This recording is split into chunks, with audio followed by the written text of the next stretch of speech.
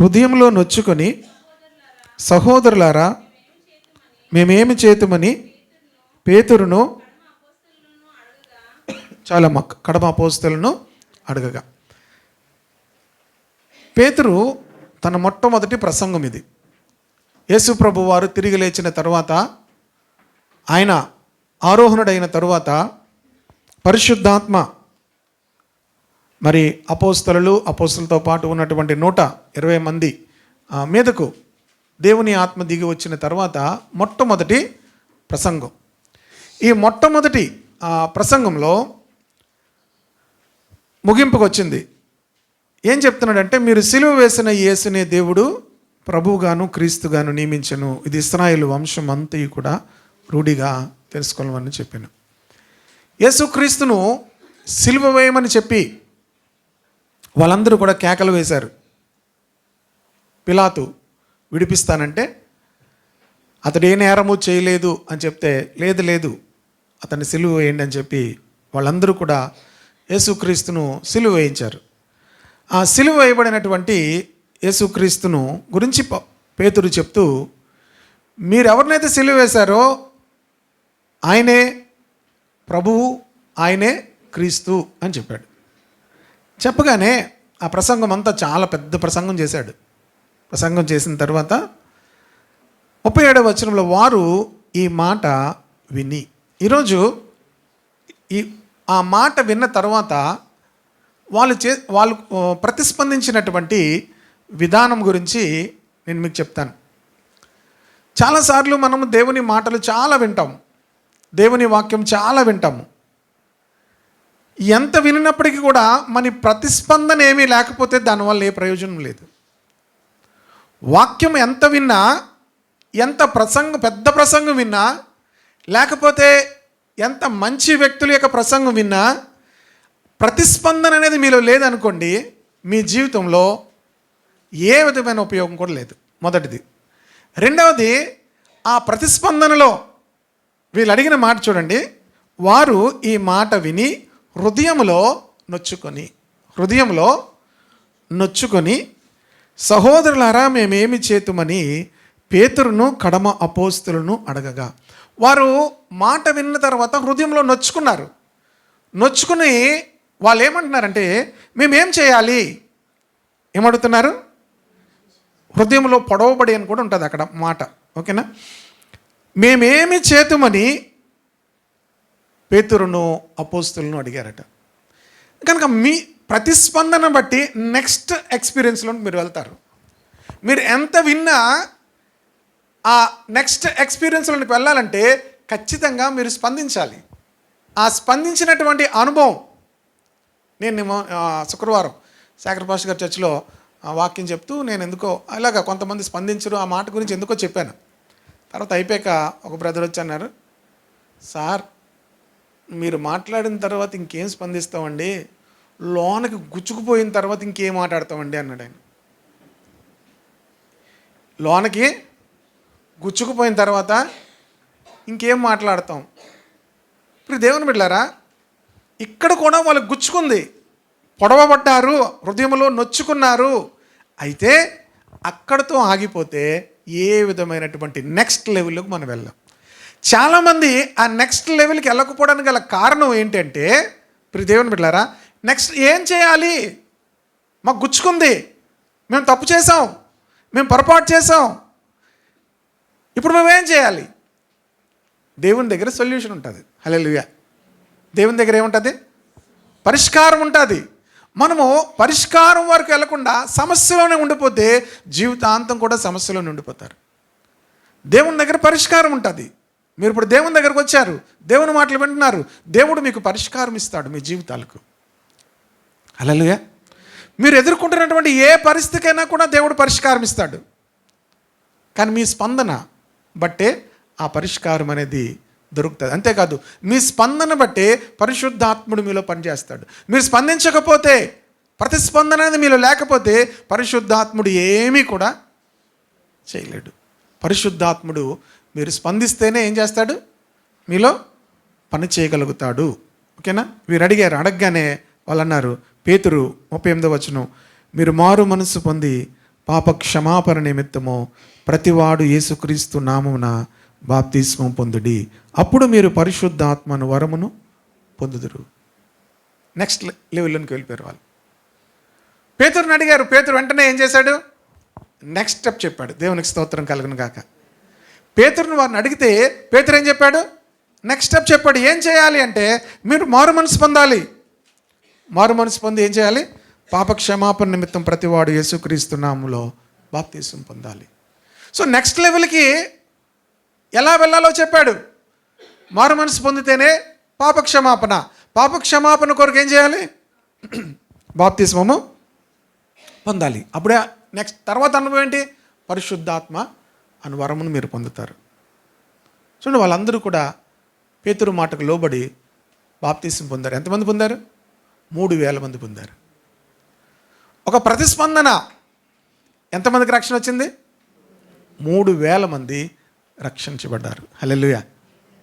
ప్రతిస్పందించకుండా ఎంతకాలం వచ్చినా రక్షణ అనుభవంలోనికి వెళ్ళకుండా వాళ్ళు ఇప్పుడు ఏం మాట్లాడలేదు. హృదయంలో నొచ్చుకున్నారు, ఇంటికి వెళ్ళిపోయారు. మళ్ళీ ఆదివారం వచ్చారు. ఇప్పుడు దేవుని బిడ్డలారా, చాలామంది పరిస్థితి అలాగే ఉంటుంది. మాటలు వింటారు, అలా వెళ్ళిపోతారు. ఒకవేళ నొచ్చుకున్నా, ఒకవేళ బాధ కలిగినా, ఒకవేళ ఏదైనా అనిపించినా అలా ఉండిపోతారు. మనం నెక్స్ట్ లెవెల్కి వెళ్ళాలని పరిశుద్ధాత్ముడు కోరుకుంటున్నాడు. ఆమేన్. హల్లెలూయా. మారు మనసు పొంది మీలో ప్రతివాడు పాప క్షమాపణ కొరకు ఏం చేయాలి? బాప్తిసం పొందండి. అప్పుడు మీరు కూడా పరిశుద్ధాత్మైన వరమును మీరు కూడా పొందుతారు.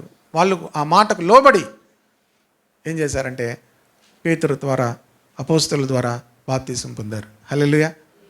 వెళ్ళిపోయారు నెక్స్ట్ స్టెప్కి.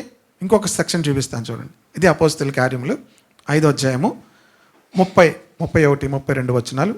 నేను చదువుతాను, జాగ్రత్త వినండి. మరలా పేతురే ప్రసంగిస్తున్నాడు. మీరు మ్రానును వేలాడవేసి సంహరించిన యేసును మన పితరుల దేవుడు లేపెను.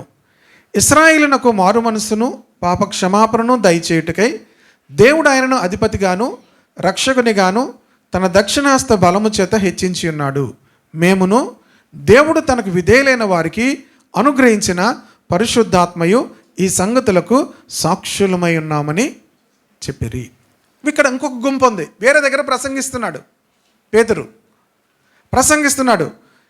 మీరు యేసుక్రీస్తును వేలాడేసి చంపారు, దేవుడు అతన్ని లేపాడు, ప్రభువుని లేపాడు. మరి ఇశ్రాయేలులకు మారు మనసు పాపక్షమాపణ దయచేయుటకే దేవుడు ఆయనను అధిపతిగా రక్షకునిగా నియమించి హెచ్చించాడు అని చెప్పి దీనికి మేము పరిశుద్ధాత్మ కూడా సాక్షులమై ఉన్నామని చెప్పారు. వేరొక దగ్గర ప్రసంగం.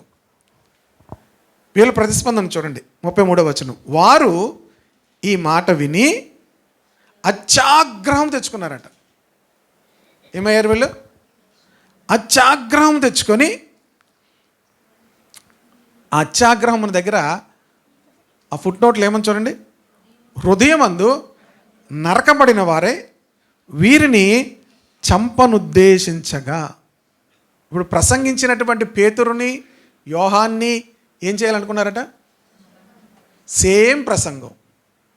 యేసు ప్రభువుని మీరు చంపారు, దేవుడు ఆయన లేపాడు, దీనికి మేము పరిశుద్ధాత్మ కూడా సాక్షులము అని చెప్తే ముందు చెప్పిన వాళ్ళు ఏమన్నారు? మేమేం చేయాలి అని అడిగారు.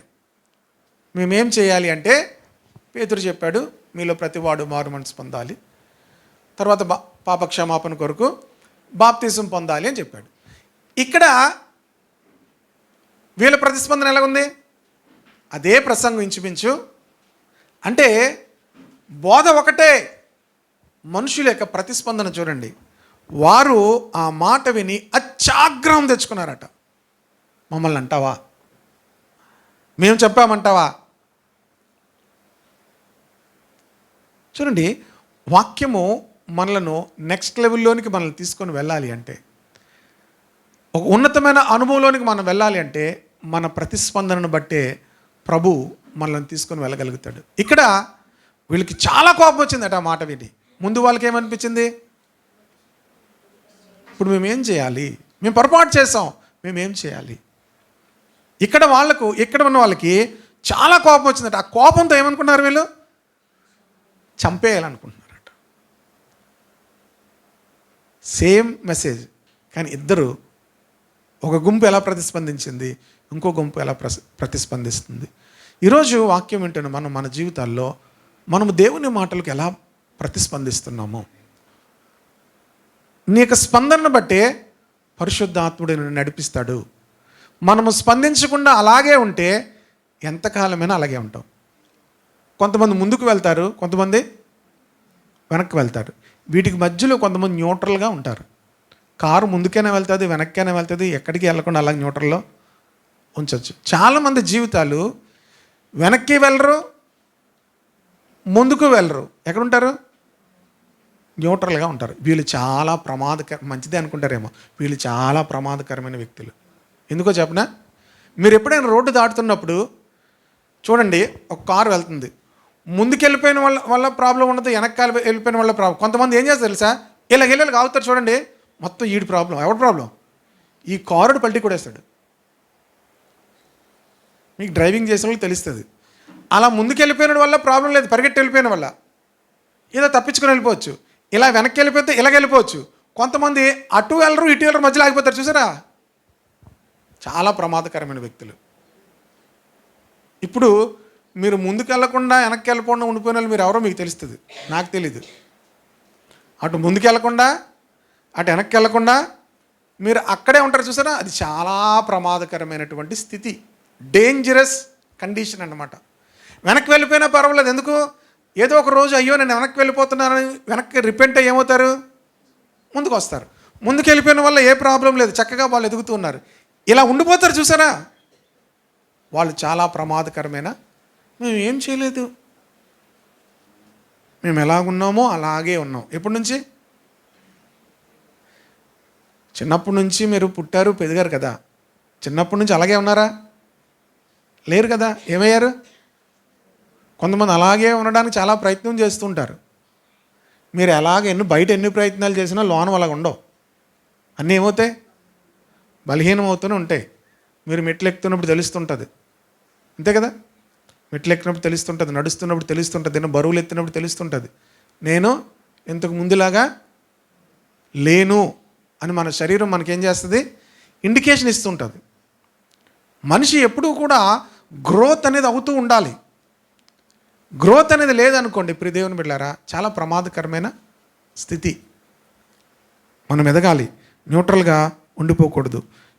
వీళ్ళు వాక్యం బోధించినటువంటి పేతురు అపోస్తుల్ని చంపేయాలని అనుకున్నారట.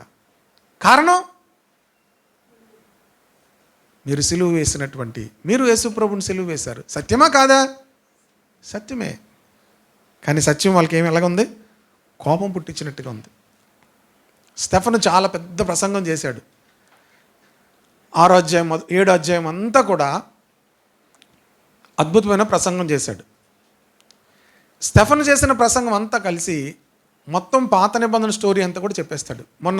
నిన్న పాత నిబంధనలో సృష్టి తర్వాత అబ్రహాము తర్వాత యోసేపు ఐగుప్తులోకి వెళ్ళడం, ఐగుప్తుల నుంచి మళ్ళీ బయటికి రావడం, అరణ్యం నుంచి కనాను దేశంలోకి రావడం, ఇవన్నీ కూడా 3 కీర్తనలు ఉన్నాయని ధ్యానం చేసుకున్నాం.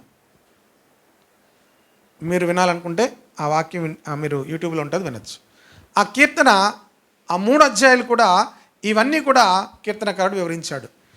మొత్తం ఆ 3 అధ్యాయాల కన్నా మిన్నగా ఈ 7వ అధ్యాయం అంతా కూడా స్టెఫను అబ్రహాము ఎప్పుడు పిలువబడ్డాడు, అబ్రహాము పిలువబడిన తర్వాత ఎప్పుడు ఆ యొక్క వాగ్దాన దేశంలోకి వచ్చాడు, తరువాత వాళ్ళు ఐగుప్తు దేశంలోకి ఎప్పుడు వెళ్ళారు, మోషే వచ్చి వాళ్ళని ఎలా నడిపించాడు, ఇవన్నీ కూడా దావీదు వరకు కూడా స్టెఫను ఆ అధ్యాయం అంతా చెప్పేశాడు. ఆ 7వ అధ్యాయంలో అంతా కూడా చెప్పేశాడు. చెప్పిన తర్వాత 51వ వచనంలో అంటున్నాడు, ముష్కరులారా, 7వ అధ్యాయం 51, ముష్కరులారా, హృదయములను చెవులను దేవుని వాక్యమునకు లోపరచనొల్లని వారులారా. ఇంత ప్రసంగం విన్నారు మీరు. ఎంత ప్రసంగం? ఒక అధ్యాయం అంతా కూడా ప్రసంగించాడు. ప్రసంగిస్తున్నటువంటి వ్యక్తి ముఖం ఎలా కనబడుతుందో తెలుసా? 6వ అధ్యాయం చూడండి, 15వ వచనం. సభలో కూర్చున్న వారందరూ అతని వైపు తేరి చూడగా స్టెఫను ముఖం ఎలా కనబడుతుందంట? ప్రసంగిస్తున్నటువంటి స్టెఫను ముఖం దేవదూతలా కనిపిస్తుందట. మీకు ఎవరైనా ముఖం దేవదూతలా కనబడితే ఏం చేస్తారు? మన భారతదేశము బహుదేవతా ఆరాధన చేసేవాళ్ళు. వాళ్లకు ఎవరైనా కొంచెం మంచి చేసినా వెంటనే ఏమంటారు? దేవుడు అంటారు. ఈ వ్యక్తి దేవుడు అన్నం కాదు, ముఖమే దేవదూతలా కనబడిపోతుందంట. ఎలా కనబడుతుంది? దేవదూతలా కనబడుతుందంట. అలాంటి ప్రసంగం చేసిన తర్వాత కూడా వాళ్ళు స్టెఫన్ని చంపేశారు. రాళ్లతో కొట్టి ఏం చేశారు? చంపేశారు. దేవుని వాక్యమునకు మీ యొక్క హృదయములను, చెవులను లోపరచట్లేదు. దేవుని వాక్యానికి రెండు లోపరచాలి. ఒకటి ఏం చేయాలి? మీ యొక్క హృదయములు, రెండవది చెవులు.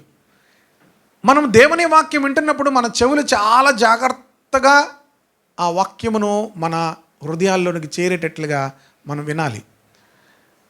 చాలా చక్కగా ఆ వాక్యానికి మనం ఏం చేయాలి? సమయం ఇచ్చి చోటు ఇవ్వాలి. దేవుని వాక్యమునకు చోటు ఇవ్వాలి. ఈ మాట కూడా చూపిస్తాను చూడండి. ప్రభువు ఈ మాట చెప్తాడు యోహాను సువార్తలో. యోహాను సువార్త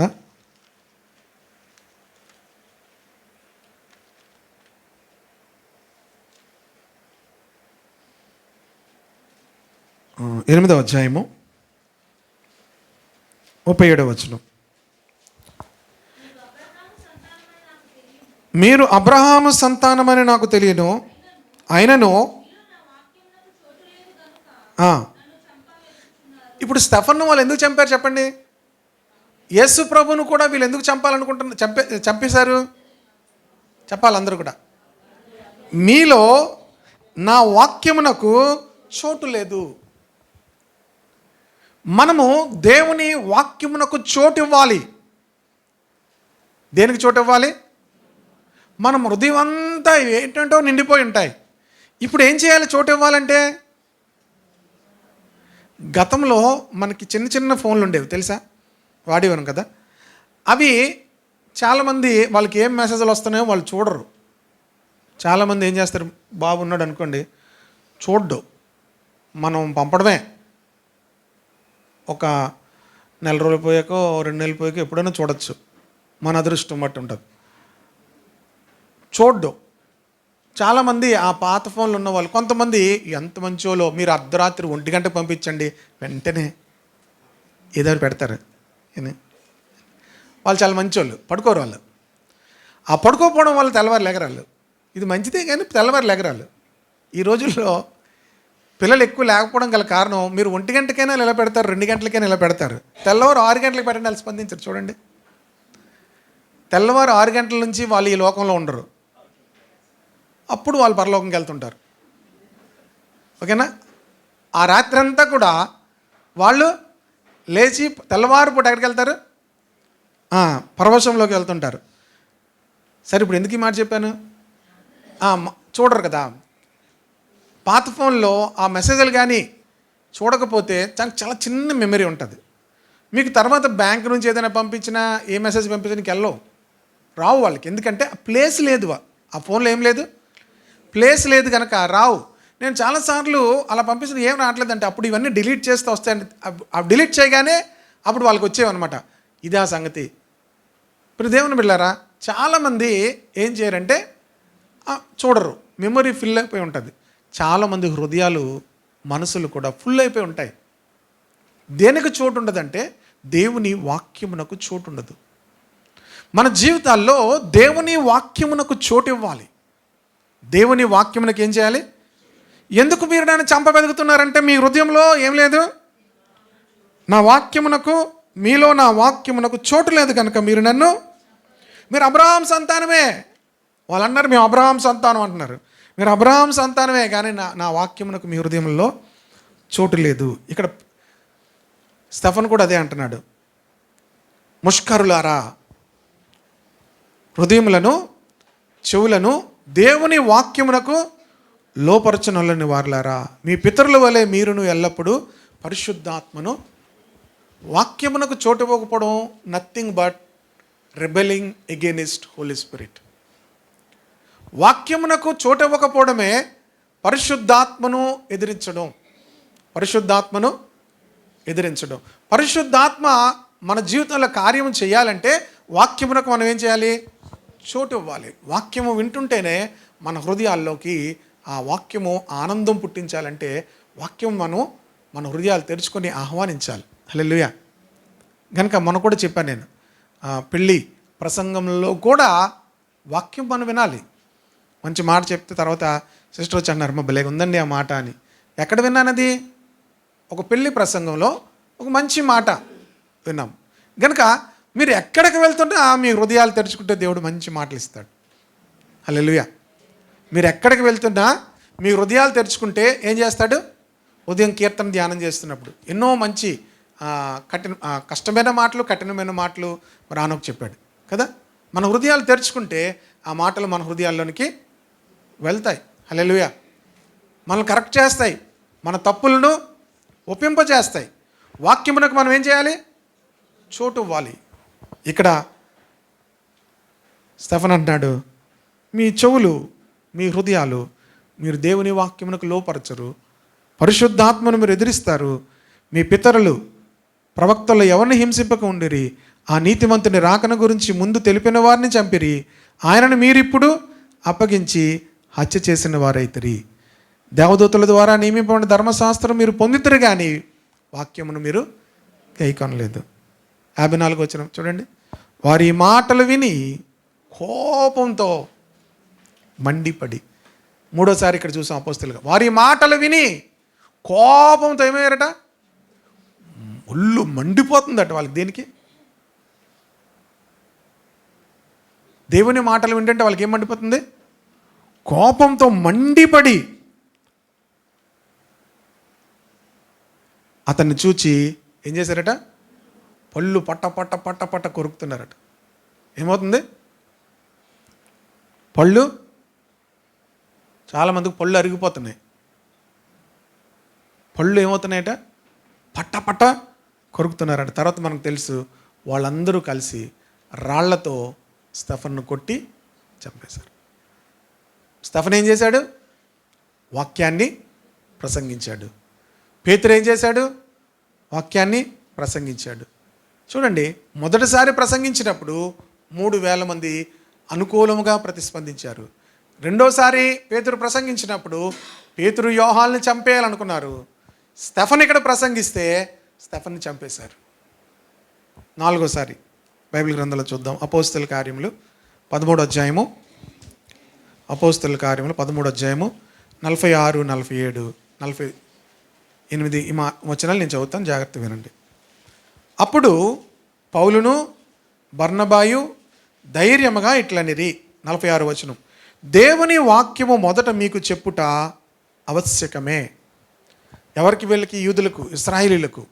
దేవుని వాక్యము మొదట మీకు చెప్పుట ఆవశ్యకమే, అయినను మీరు దానిని త్రోసివేసి మిమ్మును మీరే నిత్య జీవమునకు అపాత్రులుగా ఎంచుకొనుచున్నారు. దేవుని వాక్యము త్రోసివేసే వాళ్ళు ఏం చేస్తున్నారు? ఇందాక వాక్యమునకు చోటు లేదు అన్నమాట చూసాము.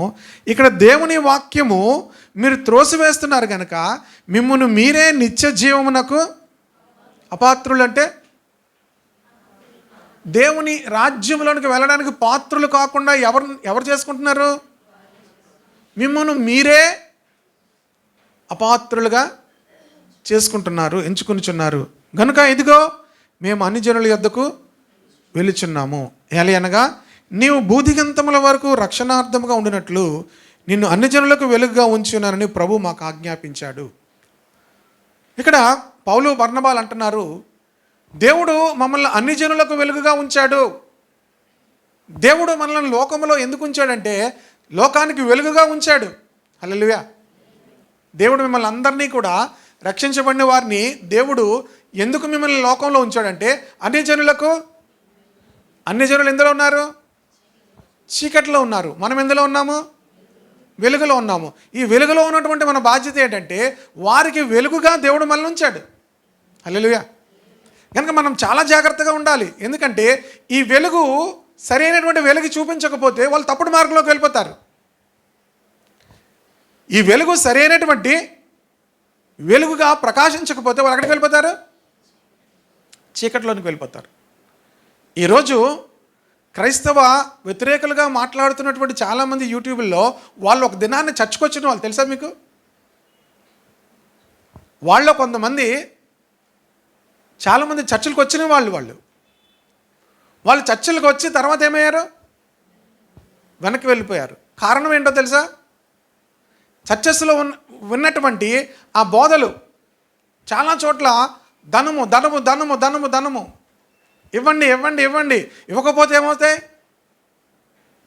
శాపం వస్తుంది. ఎవరు చెప్పారు ఇవ్వకపోతే శాపం వస్తుందని? ఇప్పుడు దేవుని బిడ్డలారా, సంఘములో సేవకులు చెప్పే మాటలు, మొన్న ఒక వ్యక్తి ఒకరి దగ్గరికి వెళ్తే చెప్తున్నారు, చర్చిలో ఆయన రక్షించబడి చాలా యాక్టివ్గా ఉండేవాడంట. చర్చిలో ఏ కార్యమైనా సరే దానికి ఆయనే స్పాన్సర్ చేసి అన్నీ చేసేవాడట. చివరికి చర్చికి వెళ్ళట్లేదు ఇప్పుడు ఆయన. ఎందుకు వెళ్ళట్లేదంటే కారణం ఏంటో తెలుసా? ప్రతిసారి కూడా ధనము ధనము ధనము ధనము, ఇవ్వండి ఇవ్వండి ఇవ్వండి ఇవ్వండి. ఇప్పుడు దేవుని బిడ్డలారా, విసిగి బయటికి వెళ్ళిపోయారు. మనము లోకానికి వెలుగుగా ఉండవలసిన వారము, అందరము కూడా సంఘము లోకానికి వెలుగుగా ఉండాలి. లోనకు వచ్చిన వాళ్ళు ప్రియ దేవుని బిడ్డలారా వేరే వేరే కారణాలను బట్టి వెళ్ళిపోతే వేరు. ఇవ్వండి ఇవ్వండి ఇవ్వండి. ప్రియ దేవుని బిడ్డలారా, ఒక తప్పుడు ఆ యొక్క ఉపదేశం వినటి ద్వారా చాలామంది దేవునికి దూరం అయిపోయిన వారు ఉంటారు. కనుక దేవుడు మనల్ని దేని కొరకు ఉంచాడు? అన్యజనులకు వెలుగుగా ఉంచాడు. మనము ఆ వెలుగును లోకంలో ఏం చేయాలి?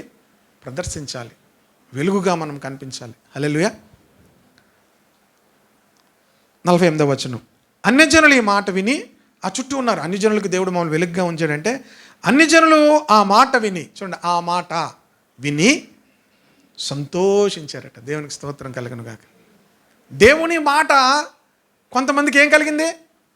సంతోషం కలిగించింది. కొంతమందికి ఏం కలిగించింది? కోపం, మంట, ఆగ్రహం కలిగింది. వీళ్ళకి సంతోషం కలిగింది. దేవుని వాక్యం వాళ్ళు ఏం చేశారట? మహిమపరిచిరి. మరియు నిత్య జీవమునకు నిర్ణయింపబడిన వారందరూ విశ్వసించిరి. హల్లెలూయా. నిత్య జీవమునకు నిర్ణయింపబడిన వారు అందరూ కూడా ఏమయ్యారట? విశ్వసించారు. ఈ మాట మనం చాలా జాగ్రత్తగా అర్థం చేసుకోవాలి. అంటే దేవుడు నిత్య జీవం ఎవరు పొందాలో ముందుగానే నిర్ణయించాడా లేదా? నిర్ణయిస్తే మొత్తం బైబిల్ అంతా తప్పు అయిపోద్ది. మీరు అలాగ అనేసారని అలాగ అనేసి బర్రూపిస్తారంటే మనకి సువార్త ప్రకటించడానికి ఏం లేదు. దేవుడు నిర్ణయించాడు. కానీ పరలోక రాజ్యంలో బలాత్కారంగా పరలోక రాజ్యము ఆక్రమించబడుతుంది అని ఉంది. అంటే అర్థం ఏంటంటే ఆశపడిన వాళ్ళందరూ కూడా దానిలోకి ప్రవేశించవచ్చు. హల్లెలూయా. కొంతమందికి చూడండి, కృప ఎందుకు వస్తుందో తెలియదు. వాళ్ళు ఎక్కడో ఉంటారు, ఎక్కడో తాగుతుంటారు, ఎక్కడో బార్లో ఉంటారు. దేవుడు వాళ్ళని దర్శిస్తాడు, రక్షిస్తాడు. కొంతమంది మంచిగానే ఉంటారు, చర్చలకు వస్తుంటారు, అప్పుడప్పుడు మంచి పనులు కూడా చేస్తుంటారు, ఒక రక్షణ అనుభవం ఉండదు. ఇప్పుడు మనం ఏమనుకుంటాం? వాళ్ళు చూస్తే అంత అలా ఉన్నా కూడా దేవుడు రక్షించేశాడు, మనల్ని ఎందుకు రక్షించట్లేదు అనుకుంటారు. కొంతమంది ఏమంటారు తెలుసా? అలాగ దేవుడు మాకు కూడా ఏదో ఒక రోజు ఇస్తాడులేండి అనుకుంటారు. దేవుడు కొంతమంది పట్ల ఆ కృపను అలాగిస్తాడు. అలాగని అందరికీ ఆ టైం వచ్చేదాకా ఉంటే నిత్య నరకానికి వెళ్తారు మీరు. కృపను మనం ఏం చేయాలి తెలుసా? బలత్కారముగా అందుకోవాలి.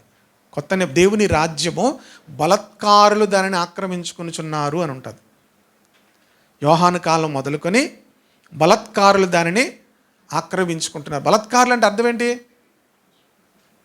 ఆ మాట విని నేను కూడా దేవుని రాజ్యంలోనికి రావాలి అని బలవంతంగా దేవుని రాజ్యంలోకి వస్తే ఆయన ఎవరిని కూడా త్రోసివేయడు.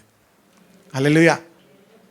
కనుక ప్రియ దేవుని బిడ్డలారా, అన్యజనులు దేవుని మాట విని సంతోషించి దేవుని వాక్యాన్ని మహిమపరిచారు. అంటే అర్థం ఏంటి? దేవుని వాక్యాన్ని వాళ్ళు స్వీకరించారు, దేవుని వాక్యం వారు అంగీకరించారు. అంతేకాదు నిత్య జీవమునకు వారు వారసులుగా మారారు. హల్లెలూయా. కానీ ఇశ్రాయేలీయులు సొంత జనాంగం వాళ్ళు దేవుని వాక్యము త్రోసివేశారు. నిత్య జీవానికి వారే తమను తామే అపాత్రులుగా ఎంచుకుంటున్నారు. చివరి విషయానికి వస్తున్నాను. అపోస్తలుల కార్యములు 17 అపోస్తలుల కార్యములు 17 చదువుతున్నాను. కాబట్టి మనము దేవుని సంతానమై ఉండి, ఎవరి సంతానం? మీ హృదయాల్లో గుర్తుండాలి ఎప్పుడు. మనం ఎవరి సంతానం? అందరూ దేవుని సంతానమేనా? నిజమేనా? మనము దేవుని సంతానమై ఉండి మనుషుల చమత్కార కల్పన వలన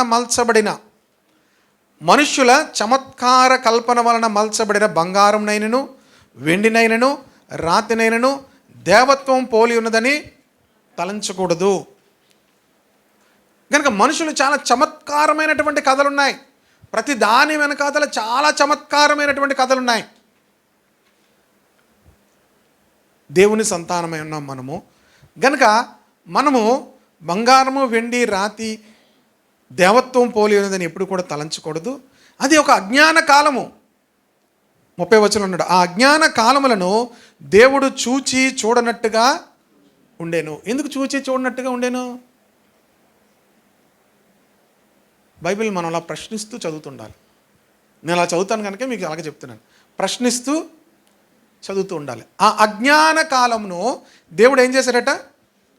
చూచి చూడనట్టుగా ఉండేను. దేవుడు చూచి చూడనట్టుగా ఉంటాడా? ఎప్పుడు? అజ్ఞాన కాలము. ఎందుకు అజ్ఞాన కాలం అన్నాడంటే, ఇంకా రక్షకుడు పుట్టలేదు, ఇంకా రక్షణ మార్గం అనేది తెరవబడలేదు.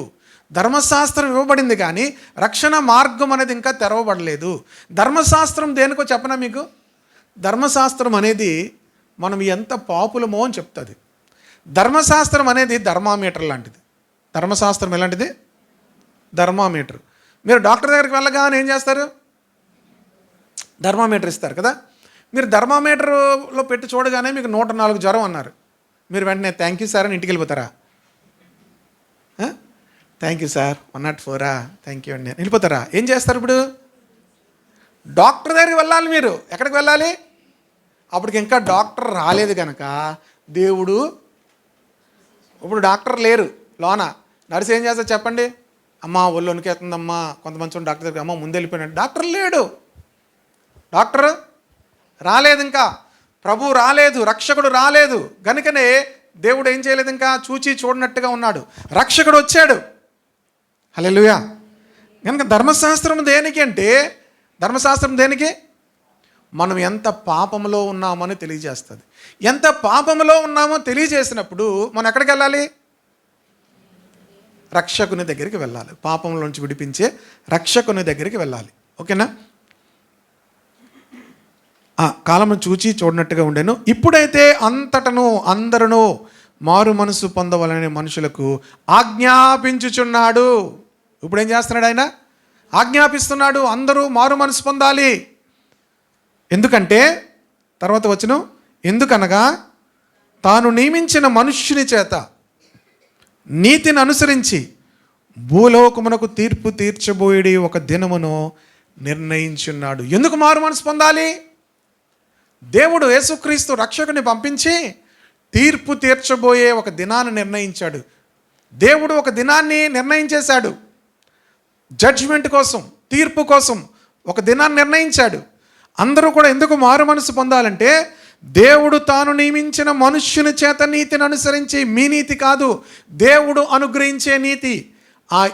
దేవుడు ఎవరినైతే నిర్ణయించాడో ఆ మనుష్యుని చేత నీతిని అనుసరించి భూలోకమునకు తీర్పు తీర్చబోయే ఒక దినమును నిర్ణయించాడు. దేవుడు ఒక దినాన్ని నిర్ణయించాడు, జడ్జిమెంట్ డే. ఆ దినము మనకు తెలియదు ఎప్పుడో. ఆ తీర్పులో నుంచి తప్పించబడాలంటే దేవుడు నియమించిన మనుషుని ద్వారా, దేవుడు నియమించిన మనిషి ఎవరు? యేసుక్రీస్తు ప్రభు. ఆయనను విశ్వసించడమే నీతి, ఆయనను వెంబడించడమే నీతి, ఆయనను ఆరాధించడమే నీతి. ఈరోజు మనం అందరం కూడా ఎక్కడికి వెళ్ళొచ్చు? హాయిగా ఆదివారం ఎక్కడికి వెళ్ళొచ్చు? ఎక్కడికి వెళ్ళొచ్చు? ఎవరు బాధో పడి పిల్లలు, తల్లిలు తినడం వల్ల దేని వల్ల వస్తారు. కొంతమంది నా ముఖం చూసి నేనేం అడుగుతానో అని. ఏంటి, అందరూ కాదు. ఆదివారం చక్కగా ఎక్కడికి వెళ్ళచ్చు, మనం బయటికి వెళ్ళి చూస్తే అందరూ హ్యాపీగా ఉంటారు కదా. ఆలోచించండి, నిజమా కదా? వాళ్ళు ఎంత హ్యాపీగా ఉంటారో ఆదివారం వచ్చిందంటే. చక్కగా హాయిగా ఉదయం బయట తింటారు, అలాగ వెళ్ళి సినిమాకి వెళ్తారు, సినిమాకి వెళ్ళి అక్కడి నుంచి అలా బీచ్కి వెళ్తారు, మళ్ళీ రాత్రి హోటల్లో తిని హాయిగా వస్తారు. ఏటో మాకెప్పుడు సచ్చి ఏంటి చంపుతారు. మా అమ్మ మా నాన్న చంపుతారు మమ్మల్ని. ఎక్కడికి? చర్చి అని. ఇప్పుడు దేవుని బిడ్డలారా, అవునా? ఎందుకు చంపుతారు? తీర్పు ఉంది బాబు, తీర్పు దినం ఉంది. దేవుడు నియమించిన మనిషిని, దేవుడు నియమించినటువంటి దేవుని కుమారుని మనం ఆరాధించకుండా, దేవుడు నియమించినటువంటి ఆ కుమారుని మనం పూజించకుండా, ఆయన నీతి పొందుకోకుండా ఉంటే తీర్పు ఉంది. ఇప్పుడు ఉన్నటువంటి బీచ్కి వెళ్ళిన వాళ్ళు, ఇప్పుడు బయటికి వెళ్ళి ఆనందంగా గడుపుతున్న వాళ్ళు ఒక దినాన్ని నిత్య నరకంలో పండ్లు కొరుక్కుంటారట. ఏం పండ్లు? సరే కొరుక్కోండి మీ పళ్ళు మీరే, ఎలాగుంటుందో. ఆ వేదనకు తట్టుకోలేక పండ్లు కొరుక్కుంటారట. కనుక దేవుడు ఆ తీర్పుననేది నిర్ణయించాడు. ఆ తీర్పులోంచి తప్పించబడ్డానికి మనము ప్రభువుని నమ్ముకొని ఉన్నాం, ప్రభువుని సేవిస్తున్నాం, ప్రభువుని మనం వెంబడిస్తున్నాం. కొంతకాలం తరువాత దేవుడు మనలను ఆ నిత్యత్వంలోనికి తీసుకొని వెళ్తాడు. హల్లెలూయా. ఈరోజు ఆనందంగా బయట గడుపుతున్నటువంటి వాళ్ళందరూ కూడా ఒక దినాన్ని తీర్పులోనికి వస్తారు. మనుషులు ఎందుకు నిత్య నరకాలలోనికి వెళ్తారంటే తెలుసా?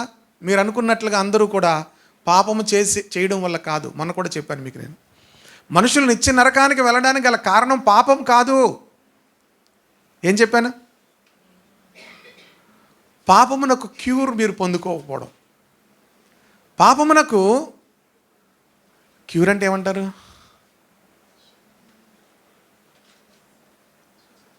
పాపమును బాగు చేసుకోకపోవడం. క్యూర్ అంటే ఇంకా మంచి మాట ఏమంటే చెప్పండి. గనుక దానిని తొలగించుకునేటువంటి విధానము దేవుడు సిద్ధపరిచాడు. రక్షకుని యొద్దకు మీరు రాకపోవడం ద్వారా చాలామంది వ్యాధుల్లో ఉండి చచ్చిపోవడానికి గల కారణము డాక్టర్ దగ్గరికి వెళ్ళకపోవడం ద్వారా. మీకు అర్థమైందా? వ్యాధుల్లో ఉండి చచ్చిపోవడానికి గల కారణం ఏంటి? డాక్టర్ దగ్గరికి వెళ్ళకపోవడం. కొంతమంది డాక్టర్ దగ్గరికి వెళ్తారు కానీ మందులు వేసుకోరు. ఏం చేస్తారు? కొంతమంది మనలో చాలామంది మందులు వేసుకోరు. మందులు ఏం చేస్తారు? కొని తెచ్చుకొని మరలా డస్ట్బిన్లో వేస్తారు ఎక్స్పైరీ డేట్ అయిపోయిన తర్వాత. క్రైస్తవ జీవితంలో దేవుని మాటలు విని ఆయన మాటలు మనం కొనకపోతే మనము కూడా తీర్పులోనికి వస్తాము. కనుక తీర్పు తీర్చబోయేది ఒక దినమును దేవుడు నిర్ణయించున్నాడు. మృతుల్లో నుండి ఆయన లేపినందున దీని నమ్ముటకు అందరికీ ఆధారము కలుగు చేసి ఉన్నాడు. హల్లెలూయా. ఏంటి ఆధారం? ఒక వ్యక్తి అడుగుతున్నాడు, ఏంటి ఆధారం? దేవుడు ఆయన మృతి పొంది తిరిగి లేచాడు. హల్లెలూయా. ఇక్కడ మరొక మాటను చెప్తాను. చాలాసార్లు మనం తిరిగి లేచాడు అని మనం అనుకుంటాం కదా. అలాగంటుంటే ఒక ఆయన ఈ మధ్య నాతో మాట్లాడుతూ, షిరిడీ సాయిబాబు కూడా తిరిగి లేచాడు తెలుసా నీకు అని అడిగాడు. షిరిడీ సాయిబాబు కూడా తిరిగి లేచాడు తెలుసా అని అడిగాడు. ఒకసారి మనం ఆలోచిస్తే యేసు ప్రభు తిరిగి లేవడమే గొప్ప అనుకున్నాం. షిరిడీ సాయిబాబు కూడా మనం వాదోపవాదాలు ఇప్పుడు చేయడం వల్ల ఆధారాలు ఉన్నాయా అంటే, ఆధారాలు ఉన్నాయా లేవో తెలియదు. యేసు ప్రభు తిరిగి లేచాడు అనడానికి ఆధారాలు ఖచ్చితంగా ఉన్నాయి. ఎందుకంటే యేసు ప్రభు సమాధి ఏమైంది? ఖాళీగా ఉంది. అంతేకాదు యేసు ప్రభుతో ఉన్నవాళ్ళు సాక్ష్యం చెప్పారు. ఏ సాక్ష్యమైనా ఎప్పుడు కరెక్ట్ అంటే, ఏదైనా జరిగినప్పుడు ఆ తరములో ఉన్నవాళ్ళు సాక్ష్యం చెప్పాలి. ఇప్పుడు ఆ తరములో ఉన్న వాళ్ళే శిష్యులందరూ కూడా కదా, యేసు ప్రభుతో ఉన్నవాళ్ళే చూసి వాళ్ళు సాక్ష్యం చెప్పారు. ఓకేనా? రెండవది, యేసు ప్రభు తిరిగి లేచాడు కదా, మరి మిగతా వాళ్ళు కూడా తిరిగి లేచారు అని ఉంది. ఈరోజు మీకు చెప్పాలనుకున్న విషయం ఏంటంటే, యేసు ప్రభు తిరిగి లేవడమే కాదు, యేసు ప్రభు పునరుత్థానుడు అయ్యాడు అని ఉంది. ఏముంది? ఈ పునరుత్థానానికి తిరిగి లేవడానికి తేడా ఏంటంటే, ఇప్పుడు మీరు ఎవరో చనిపోయారు అనుకోండి అంటే మీరు అనుకోరు కనుక నేను అలాగ అన్నాం. ఓకేనా? మీరు అలాంటి మాటలు మాట్లాడకండి అంటారు. పోనీ ఎవరో బయట వాళ్ళు ఎవరు చనిపోయారు, మీకెందుకు ఆ బాధ ఏంటి? వాళ్ళు తిరిగి లేచారు. తిరిగి లేవడం అంటే అద్భుతం జరిగింది, ప్రార్థన చేశారు, మరలా ఏమయ్యారు? తిరిగి లేచారు. మరలా ఏమవుతారు? లాజరు తిరిగి లేచాడు, ఏమయ్యాడు? చనిపోయాడు. దానికి ముందు కూడా ఒక విధవరాలి యొక్క కుమారుడు యేసుప్రభు ముట్టి లెమ్మంటే అతడు కూడా చనిపోయి లేచాడు. ఓకేనా? వాళ్ళు మరలా ఏమయ్యారు? జాగ్రత్తగా ఉండి, ఇక్కడ పాయింట్ చెప్తాను. పునరుత్థానం అంటే ఏంటంటే, పునరుత్థానం లేని వారు మరలా చనిపోరు. అర్థమవుతుందా మీకు? పునరుత్థానులైన వాళ్ళు ఏమవుతారు? ఏంటి మరి పునరుత్థానం అవడం ఏంటి, తిరిగి లేవడం ఏంటి? పునరుత్థానం ఏంటి, తిరిగి లేవడం ఏంటి? పునరుత్థానం అవడం అంటే పునరుత్థానుడైంది ఒక్క యేసుక్రీస్తు ఒక్కడే. ఒకవేళ ఎవరైనా మరణించి లేచారు అనేవాళ్ళు ఎవరైనా ఉన్నారేమో, కానీ పునరుత్థానుడైంది మాత్రం యేసుక్రీస్తు ఒక్కడే. దాని అర్థం ఏంటంటే, పునరుత్థానం అనేది మనము తిరిగి లేచిన, మరణించి తిరిగి లేచిన శరీరము క్షయమైన శరీరంగానే ఉంటుంది. పునరుత్థానము అక్షయమైన శరీరంతో ఉంటుంది. హల్లెలూయా. అర్థమైంది? ఏమైనా క్షయమైపోయే శరీరం అంటే ఏంటంటే, కొరింథీ పత్రిక ధ్యానం చేస్తున్నాం కదా, అప్పుడు చెప్తాను మళ్ళీ. క్షయమైపోయే శరీరం అంటే అది మరలా ఏమవుతుంది? పాడైపోతుంది, క్షయమైపోతుంది. క్షయమైపోతుంది, పాడైపోతుంది. పునరుత్థానుడు అవడం అంటే ఇక ఆ శరీరం పాడవదు. హల్లెలూయా. దానికి ఇక మరణం ఉండదు. దానికి ఏముండదు? మరణం ఉండదు. దానికి ఇక పాడైపోవడం ఉండదు. యేసుక్రీస్తు తిరిగి లేవడం కాదు, ఆయన పునరుత్థానుడయ్యాడు. హల్లెలూయా. గనుక ఆయన పునరుత్థానుడు అవ్వడం ద్వారా, ప్రియ దేవుని బిడ్డలారా, ఆయన శరీరము అది మహిమ కలిగిన శరీరం. మనము కూడా పునరుత్థానమైనప్పుడు ఏమవుతామంటే మహిమ కలిగిన శరీరములు ధరించుకుంటాం. ఈ శరీరం కాదు. ఈ శరీరం కాసేపు ఉన్న తర్వాత మళ్ళీ ఏం కొట్టాలి? మళ్ళీ మీరు ఇప్పుడు ఇక్కడి నుంచి బయటికి వెళ్ళాలనుకోండి, ఏం చేయాలి? అని కొట్టుకోవాలి. లేకపోతే ఏం చేస్తారు? మీ పక్కన ఉంటే కంపు వస్తుంది. ఇది మలినమైనటువంటి శరీరం. దేవుడిచ్చేటువంటి శరీరము మహిమ కలిగిన శరీరం. హల్లెలూయా. ఆదాము అవ్వలు ఏ శరీరం కలిగి ఉన్నారంటే వాళ్ళు మహిమ కలిగిన శరీరాలు కలిగి ఉన్నారు. వాళ్ళు ఎప్పుడైతే పాపం చేశారో, నువ్వు చచ్చదు అన్నారు కదా, అప్పుడు వాళ్ళు ఆ మహిమను కోల్పోయారు. కనుక ప్రియ దేవుని బిడ్డలారా, అందరూ పాపము చేసి దేవుడు అనుగ్రహించి మహిమను పొందలేకపోతున్నారు అని ఉంటుంది కదా, అది. ఓకేనా? ఇక్కడ ఆయన మృతుల్లో నుండి లేపినందున, ఆయన పునరుత్థానుడైనందున అందరికీ నమ్ముటకు ఏం చేశాడట? ఆధారం కలుగు చేశాడు. కనుక అందరమును కూడా యేసుక్రీస్తు నమ్మడానికి ఆధారం ఏంటంటే ఆయన తిరిగి పునరుత్థానుడై లేచాడు. మనము కూడా పునరుత్థాన శరీరములతో యేసుక్రీస్తు కూడా యుగయుగములు ఉంటాము. ఓకేనా? 32వ వచనం.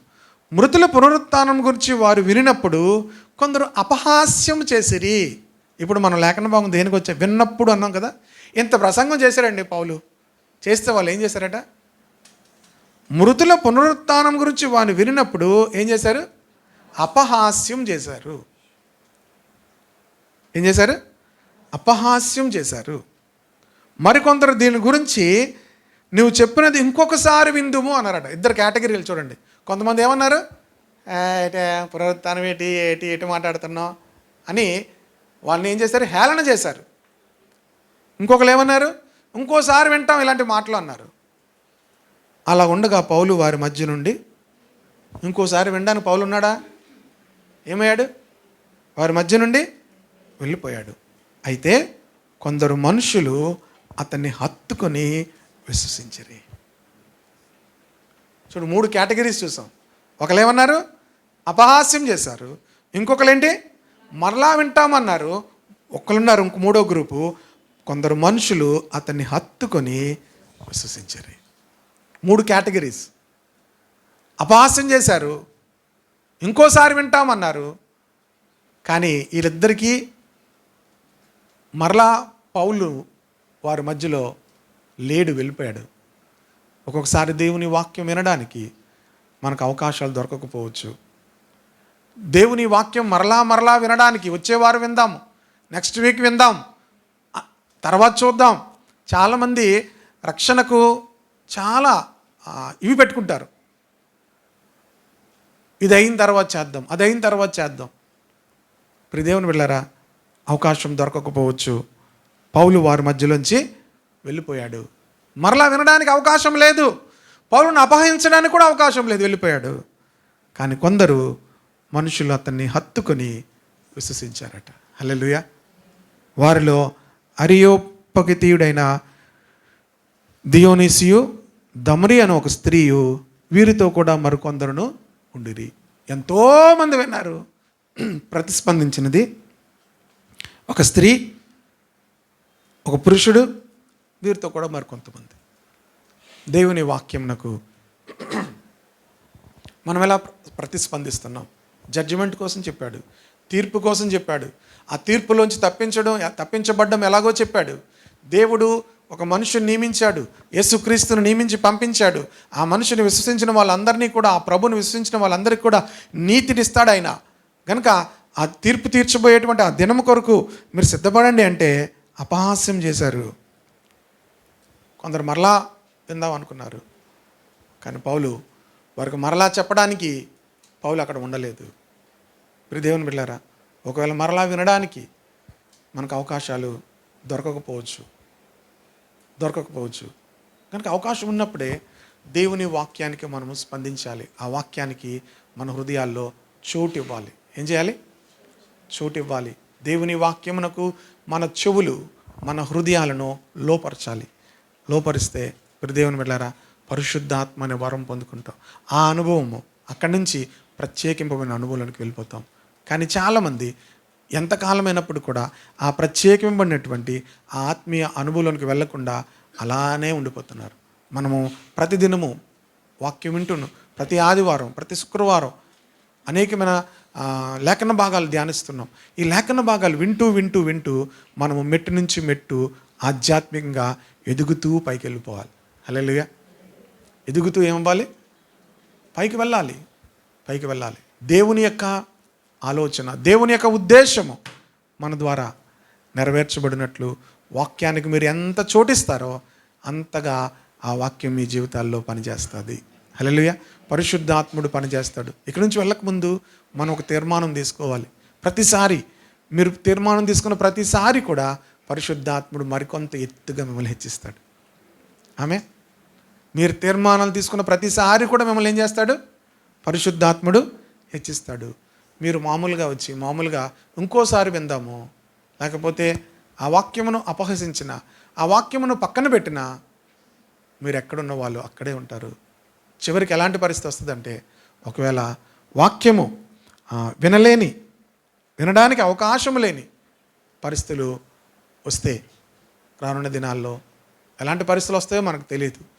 ఇంత విశాలముగా, ఇంత చక్కటి వాతావరణంలో వాక్యం వినడానికి అవకాశం దొరుకుతుందో లేదో తెలియదు.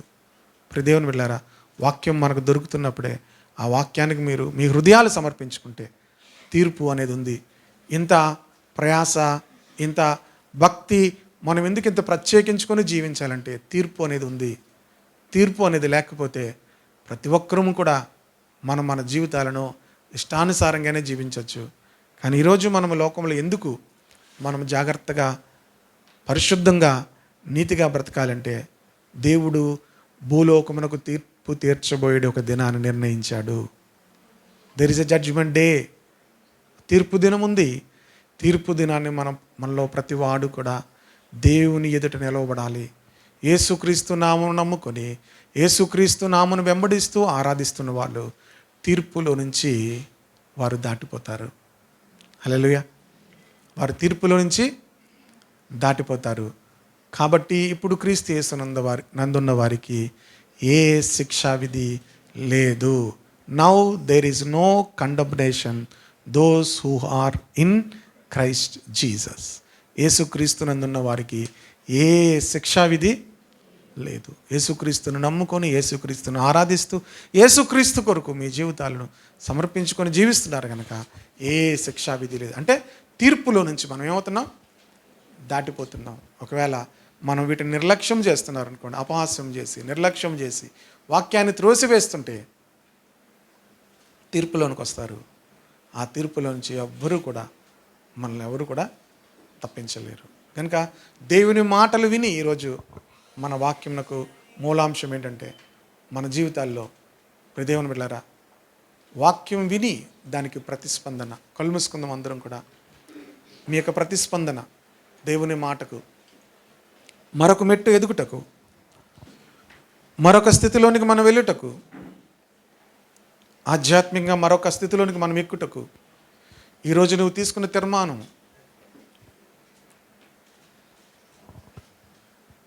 అందరూ కూడా కళ్ళు మూసుకొని ఎవరు కూడా అనాలోచితంగా ఉండకుండా ఒక నిర్ణయం తీసుకుందాము.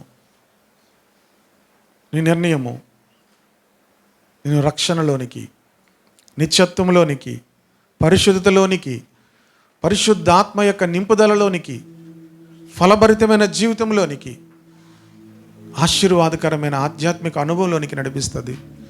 ఏ తీర్మానం తీసుకోకుండా వారు ఆ మాటలు విని, అయ్యలారా మేమేం చేస్తాము, మేమేం చేయాలి, ఈరోజు నేనేం చేయాలి, ప్రభుకు నీ జీవితాన్ని సమర్పించు. దేవుని మాటకు నీ హృదయంలో చోటివ్వు. నీ చెవులను, నీ హృదయమును దేవుని వాక్యమునకు లోపరచు. ఎందుకంటే దేవుడు నియమించినటువంటి మనుష్యుని ద్వారా నీతిని అనుసరించి భూలోకమునకు తీర్పు తీర్చబోయే ఒక దినాన్ని నిర్ణయించాడు. మృతుల్లో నుండి ఆయన లేపుట ద్వారా మనుషులందరికీ కూడా ఒక నిరీక్షణ కలిగించాడు. ఇంకా ఆలస్యం చేసి అపహాస్యం చేస్తూ దేవుని మాటలను పక్కన పెడుతున్నట్లయితే ఏ దినమైనా ఆ తీర్పు తీర్చబోయే దినము ఏ దినమైనా మనకు సమీపంగా రావచ్చు. ప్రియపరలోకపు తండ్రి, ఎంతో భయంకరమైనటువంటి తీర్పు దినముల నుంచి మమ్మల్ని తప్పించడానికి ఈ భూమి మీదకి మీ ప్రియకుమారుడైనటువంటి యేసుక్రీస్తును పంపించారు. దేవుడు లోకంను ఎంతో ప్రేమించి తన అద్వితీయ కుమారునిగా పుట్టిన వాని యందు విశ్వాసం ఉంచేవాడు నశింపక నిత్య జీవం పొందినట్లు ఆయన మనకు అనుగ్రహించినని వాక్యం చెప్తుంటుండగా మన హృదయాల్లో ప్రభువుని స్వీకరిద్దాము. దేవుని వాక్యాన్ని స్వీకరిద్దాము. దేవుని వాక్యానికి లోబడదాము. ప్రభు నీ వాక్యానికి బిడ్డలందరినీ అప్పగిస్తున్నాను. నీ వాక్యం ప్రతి ఒక్కరి జీవితంలో కూడా ఫలించాలి. నీ వాక్యం ప్రతి ఒక్కరి జీవితంలో తండ్రి దేవా నిలిచి ఉండాలని ప్రార్థన చేస్తున్నాను. నీ వాక్యమునకు ప్రతి హృదయము, ప్రతి చెవి లోబడాలని ప్రార్థన చేస్తున్నాను. తద్వారా ప్రభా వారు ఇప్పుడున్న ఆధ్యాత్మిక స్థితి కంటే మరొక మెట్టు వారు ఎక్కాలి ప్రభా. మరొక ఉన్నతమైన స్థితిలోనికి వారు వెళ్ళాలి ప్రభా. అట్టి కృప అందరికీ దయచేయమని నీ వాక్యమునకు, ఆత్మకు ప్రతిబిడను అప్పగిస్తూ యేసుక్రీస్తు నామములో ప్రార్థించి మనవులు అడిగి వేడుకుంటున్నాను తండ్రి. ఆమేన్.